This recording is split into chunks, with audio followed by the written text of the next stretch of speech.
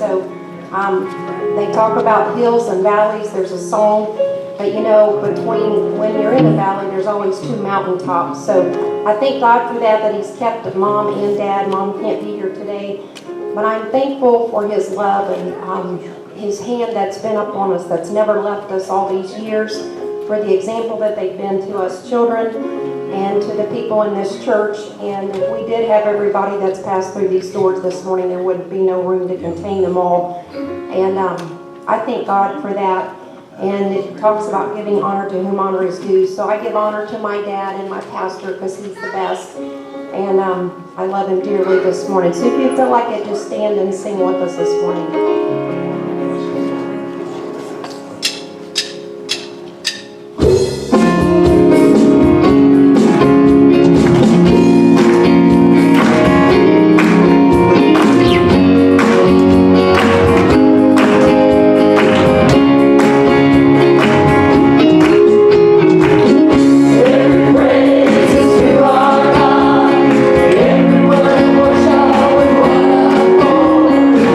Every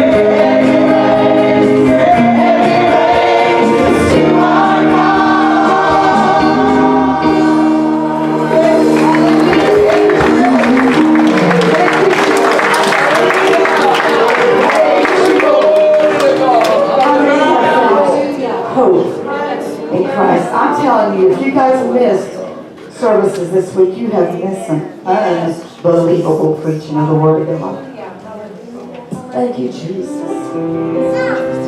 This is one of our favorite songs. All my hope is in Jesus. That's where my hope lies.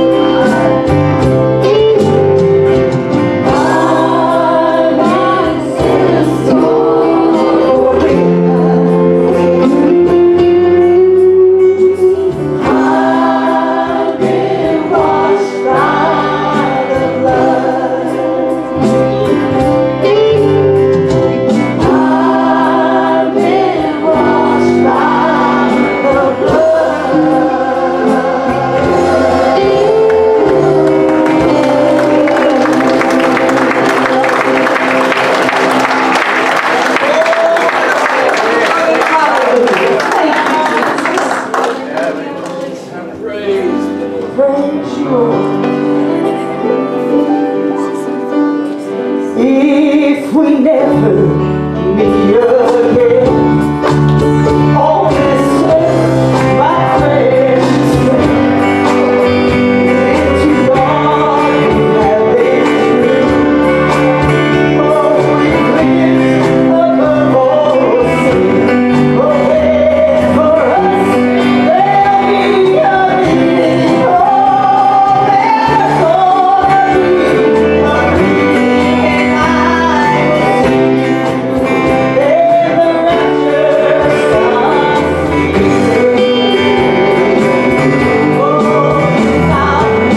see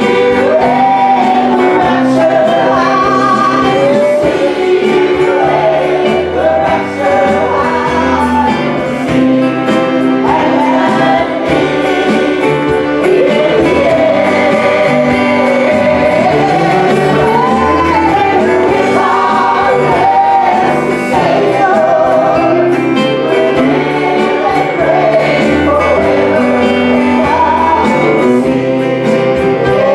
the rapture sun.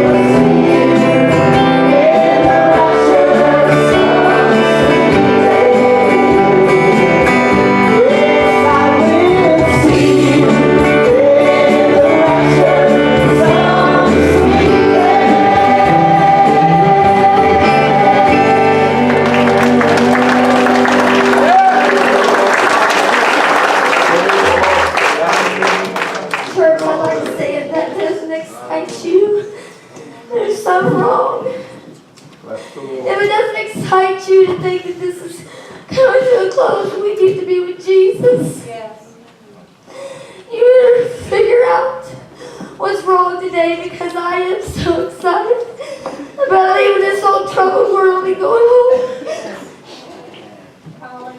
The devil's fought me more these last couple of years than he has in a long time. I've been down, I've been out, but I'm excited about the rapture. I'm excited about going home to be with Jesus. I may not be perfect. I make my mistakes and I fall. But God knows I love Him with all my heart. and I would do anything for him. Just pray for me this morning, but if that doesn't excite you, then think about it this morning, because that excites me. These are not tears of sorrow, these are tears of excitement. I'm excited to go home to be with him. Yes, Jesus. It's good to be here this morning. As the oldest son of the pastor, I have the privilege of knowing him as a father for many years before he got into the pastoring business. I knew him when he worked full-time, and he worked a job where he didn't take it home at night and worry about it. He left the office and the plant, came home, and that was it. He focused on his family. I can tell you, as a baseball coach, he was tough. As a basketball coach, he was tough. Don't let him fool you with that softy stuff. But his goal was to get me better at whatever I did. Yes. And I'm so proud that I have him as a father.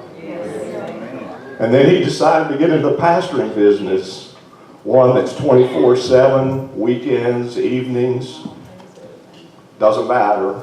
He's going to be there as a pastor. And it's not a job that he can just forget. It's one that carries him all the time. He thinks about it. And as Tracy said, if we had all the people that have come through here and gotten saved, and that we thought were going to be part of our ministry for years and years and years, it'd be 5,000 people probably. We couldn't build a sanctuary big enough to hold them all. But I can tell you this, being a pastor, and all the private moments at home and the hurt that he's felt when people have left the church, when people betrayed him that he thought were going to be with us for a long time. But I'll tell you this, he's held on, and he loves every one of you, and he's the most faithful person I've ever met in my life. And my mom has hung in with him through the good times and the bad, a lot of thick and a lot of thin times. She's not here today that I can thank her, but he couldn't have done it without her. I can tell you that. So, and if there was anything I could change, there would be nothing. I'm so grateful and thankful to be his son, to be here in his church. So get in and worship with us as we sing this final song.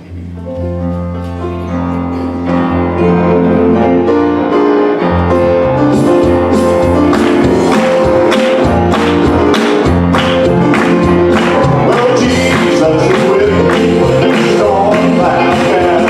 He's standing by my side, right here by the road. He holds my hand when I'm in trouble, and we for this world going strong.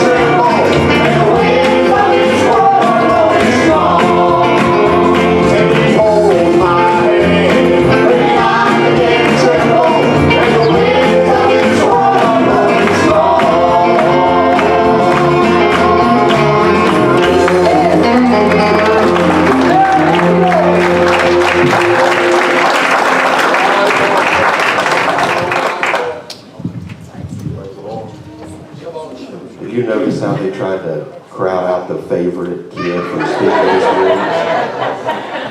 It ain't gonna happen. The favorite's gotta talk, right? So I just want to say I appreciate my dad today. I love him and Mom with all my heart.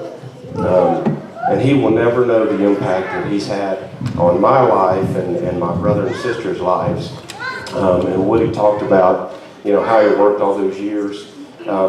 If you ever question that God is not real, I'm telling you, why would anybody who will work a job 60 plus hours a week, got called a pastor, would open up a church that was condemned, boarded up, the place was, it was a dump, but God showed him a vision, and he opened that church and began to pastor. Didn't get any pay for it at the time. I probably know that for a fact. If it was probably $20 a month or whatever. So it wasn't for the money. It was because he had a vision for God. God showed him a vision, and I know it's about him. It's about Jesus Christ that we are here. But think of the decisions that we make in our lives. If he had not followed the leading and the calling of God, we would not be sitting here today. And the hundreds of people who have gotten saved under your ministry, I'm telling you, it's just unbelievable.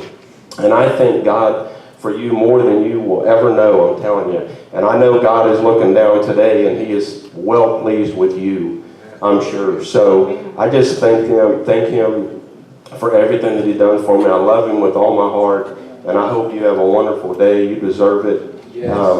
And the devil, when we had a slim crowd, when we first came in, I was kind of getting discouraged, saying, where is everybody? This is Pastor Appreciation Day. This place should be full.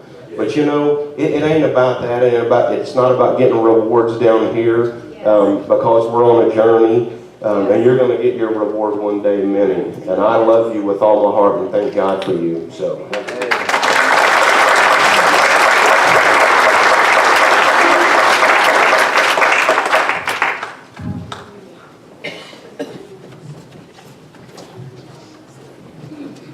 Good Pastor Appreciation Day, because this is going to cost me what them boys said. I didn't know they was going to do all that. But anyhow, I'll be paid for it here next week or so. But anyhow, we are happy that all of you are here. We're so appreciative for you coming back, and the Abrams family back there. We're so happy to see them. My Lord, they just sung us into heaven the other night, and we thank God for all the memories that they bring back. So many of you haven't seen in a long time, and there's some buddy and his wife. We're so glad to have them back. Chastity and Brandon. Don't get old, Brandon. This is what happens to you when you get over your 70s. I'll tell you, I know the faces, but boy, the names slip from me anymore. They really do. I had to ask the Abrams what was their first name, brother. The other night, Ernie and Kim and her mother Carl. See, how about my name coming back? The Lord said the Spirit would bring all things to our remembrance. You ought to hear me holler to the Holy Ghost, come, please come, Lord, help me remember these people. It usually falls back 5 or 10 minutes later when I'm driving home. And I say, well, Lord, thank you. At least you brought them to me. Not in time, but anyhow, he knows what's best, doesn't he? We're so happy that you're here. And if you missed this revival, like the boys were saying, what a great revival we had. Nobody does it like Ron and Edna Wagers. They've just been with us so many years, especially Edna was, whenever he was still pastoring and doing things up north, and she would come down to the women's retreat. I'm telling you, those were some of the greatest meetings I've ever attended. The women's retreat would be here for, what was it, Thursday, Friday, Saturday. I believe that's the way it was. And our sound system was upstairs up there. And I remember that one time, they all got up here, and man, they got to shout, and I all got shouting up in that place up there. Good thing the hole was little so it couldn't fall out and break my neck. But anyhow, we had meetings, man. I'm telling you, when it went from here to there, and it's great. But God is the same God today as he was then. They talked about we started, how we got started in this. I never dreamed in my lifetime I'd be standing before a congregation of people. I was always so backward. The wife and I, when we came to Ohio, we were so backward from down the hills of Kentucky, we wouldn't even go into a restaurant and eat. If they didn't have a drive-thru, we went on by. Isn't that terrible? But then after God saved us, man, I didn't care if I got in the biggest crowd in Franklin, Middletown, wherever it's at. I just sat down to eat. But anyhow, the Lord has done wonders for us, and we appreciate it. We're celebrating right now 29 years this year of being here at Dixie Highway. We broke ground 29 years ago and started out with nothing. I'm telling you, the first year we were in this building, there was no chandeliers, there was no pews, there was no carpet, there was no pulpit. We only had one microphone and one little amplifier. And I'll never forget that. We didn't get a carpet till the next year, and we didn't get the pews for 4 or 5 months after that. Then we finally got the chandeliers. Everybody took the, matter of fact, Chad Deaton and his wife bought that one. Everybody remember Chad Deaton? Oh, yeah. Yeah, he was coming here then when we was doing that, and when they left up there, he come down and stayed with us for quite a little while, and then moved on up to Franklin. But anyhow, he was my mentor, Chad was. He was one of the greatest men that I've ever, well, matter of fact, I think we're third cousins or second cousins. Just keep going back, we're all related somehow or another, aren't we? But anyhow, I'm not going to take more time. It's so good to be here. Now remember, after the service, immediately after the service, we'll be announcing it, that you will be going back in the fellowship hall with us and enjoy the food and fellowship. Stay as long as you want.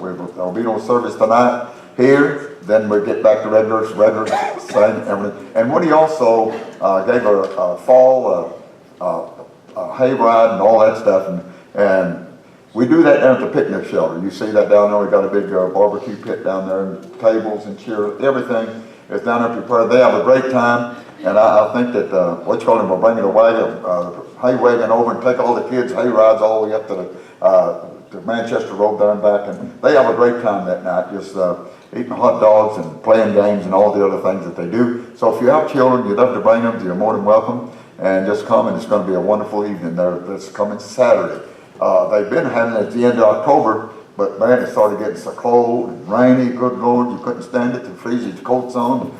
If you got an inch away from the fire, they were freezing to death. But anyhow, it's going to be better. They moved it up to the 10th or 12th, whatever day that Saturday is. But anyhow, they are ready to come, Brother Ron. You ready to come and feed us now? Really good. Remember, Jesus always fed them the Word. Then He gave them the natural food. Isn't that amazing? And we try to do the same thing. I know you're going to be breastfed, and Ron, you're going to sing for us, isn't it? You sure?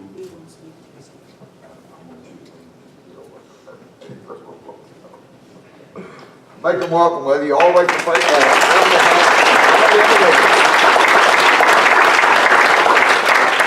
Somebody say, praise the Lord. Praise the Lord. I didn't feel like I needed to say anything, but Ron wanted me to just testify. I love you. This is one of our many homes, and I do date back. I remember sleeping downstairs in one of those rooms. How many knows there's a bedroom down there? And let me tell you something, a church is a noisy place at night. And that was the day before cell phones, and I didn't have a phone, but it's all right. On the way to church this morning, I was reading Acts 28, and how many of you are familiar with that?